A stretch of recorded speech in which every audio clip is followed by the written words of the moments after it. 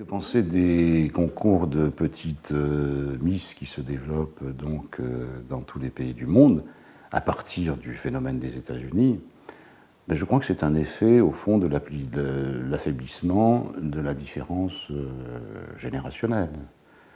Il y a un affaiblissement de la différence sexuelle, bon, et un affaiblissement de la différence générationnelle.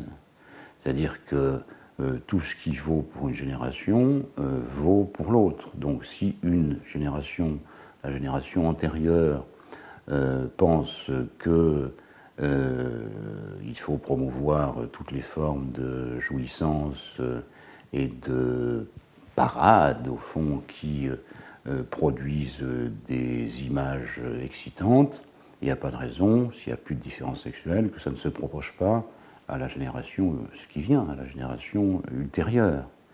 Mais je crois qu'il faut mettre ça en relation aussi avec l'utilisation par les médias, par les journaux de mode, de photographies de très très jeunes filles. Je ne sais pas, c'était 12-14 ans, qui posaient, étaient dans des poses affriolantes, des poses sexy, des poses provocantes, etc. Et donc qui sont une véritable incitation pornographique et une incitation pédophilique. Hein. Seulement c'est fait pour quoi, cette incitation pédophilique? Donc on parle beaucoup de la pédophilie, qui est aussi, à mon avis, un effet de l'affaiblissement de la différence générationnelle. C'est-à-dire qu'on peut chercher son partenaire dans la génération plus jeune, comme une sorte d'injonction. Hein. On voit par exemple, je parlais du Brésil, mais dans les telenovelas au Brésil, beaucoup de telenovelas où la mère de la fille convoite le petit ami de la fille, hein, de façon à ce que les rapports sautent une génération. Donc, affaiblissement de la différence générationnelle, qui produit toute une série d'effets sur le fait que cette autre génération doit être devenue désirable pour moi. Et là encore, je dirais, c'est bon pour le marché. Parce que donc c'est une incitation pédophilique contre laquelle on crie. Hein, contre laquelle on crie. Il suffit, par exemple, on peut regarder ces journaux, mais c'est fait pour acheter le journal. C'est fait pour acheter pour sa petite amie le pull ou les dessous que porte la Lolita que l'on voit sur le magazine de mode. Mais il ne faut pas toucher à la fille.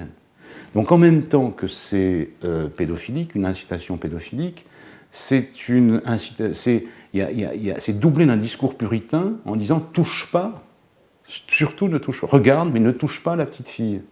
En fait, c'est très compliqué à mettre en œuvre, parce que si je regarde ce journal de mode, que la petite fille me plaît, qu'une petite fille passe dans la rue, que je la regarde, si je la regarde, la mère va immédiatement appeler les flics pour me faire coffrer comme dangereux pédophile. Donc d'un côté, on a l'incitation pédophilique, et de l'autre côté, un discours puritain qui double l'incitation pédophilique. Ça fait encore là, une fois, une sorte de double discours qui se manifeste aussi bien par donc la diffusion de cette incitation pédophilique, mais aussi d'une diffusion, on pourrait dire, d'un sentiment, c'est la pédophilie. C'est pas la pédophilie, c'est la pédophilie. C'est-à-dire qu'on pense, puisque ça nous environne partout, que tout le monde est devenu pédophile. Et donc il y a maintenant, si vous, je ne sais pas, regardez ou faisiez des photos comme Lewis Carroll de petites filles, vous seriez épinglé comme un dangereux pédophile. Donc on est dans un discours à la fois incitateur et un discours puritain. Moi j'ai appelé ça le pervers puritanisme. Voilà, je crois qu'on fonctionne dans un discours contradictoire qui est une incitation perverse puritaine. C'est fait, ces incitations, pour qu'on achète le maquillage pour maquiller la petite fille, qu'on lui fasse des coiffures, qu'on achète les pulls, que les dessous, etc., qu'on les offre à sa petite amie, etc. Mais il ne faut surtout pas toucher la fille. Et il y a des gens, évidemment, quand ils voient la petite fille affriolante, ils veulent la toucher. Et donc à ce moment-là, ça déclenche tout ce qu'on sait.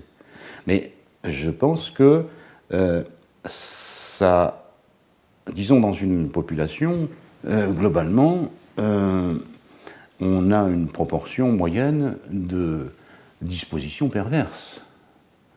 Et je pense que ceci peut permettre des passages à l'acte pour ceux qui ont cette disposition perverse. Donc il ne faut pas s'étonner qu'il y ait des passages à l'acte dans ce genre de culture qui est fondée sur l'affaiblissement de la différence générationnelle.